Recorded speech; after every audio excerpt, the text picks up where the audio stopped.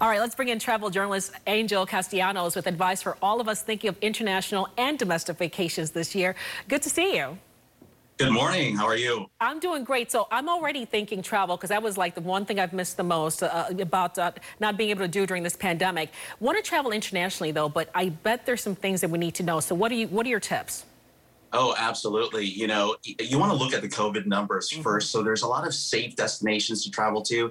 And what's dominating the news lately is Europe opening up. I just purchased the plane ticket myself to Italy. I'll be leaving June 1st. And the European Union on Thursday just announced a roadmap for travel for their own citizens, which I think is going to make it a whole lot easier eventually for Americans to head there.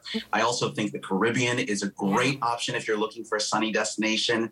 I've been to the Dominican Republic lately, and there are daily flights from the DC area, and you can certainly travel safely there. So what about prices? Is it okay to book now, better to book now or wait till later? Will prices be going up as more people get vaccinated and look to travel? Oh, yeah, the demand is definitely going up. Everyone's excited about this Harris poll that just came out, which says 77% of Americans are planning summer travel this year. Right. And all of the airfare booking websites are reporting increase in prices. I've noticed from the airfare that I booked earlier this week, already up 12%. Wow. Hopper is reporting that prices have risen since April 8%, and transatlantically about 17%. Okay, so if I want to stay closer to home, what are some of the things I need to know? Are there any deals to be had there? Oh, absolutely. For domestic travel, really, it's all about road trips, like was mentioned earlier, especially no more than 3 hours from home because of the rising gas prices. And everyone's really into getting back together, family reunions, family vacations, multi-generational trips for sure. So I know, of course, you have to keep in mind that there might still be restrictions in place if you're traveling locally.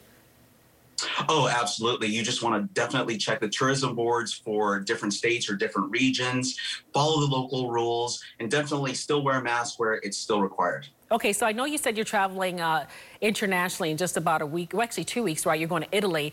Italy's numbers were really high with COVID. I remember that. And I'm just wondering, I know they're a little lower, but personally, how safe, well, you feel safe, obviously, that's why you're going. But for others who might want to travel, they're feeling a little, what's your advice? What are you telling them?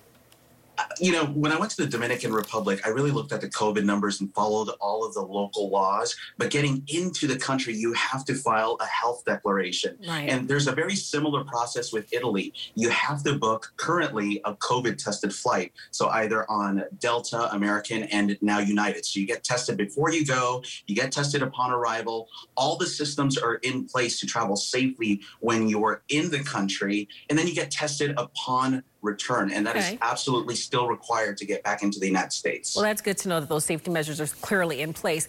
AngelsTravelLounge.com is the website. We love it. Traveling vicariously through you is what we're going to do until we can all book our own tickets.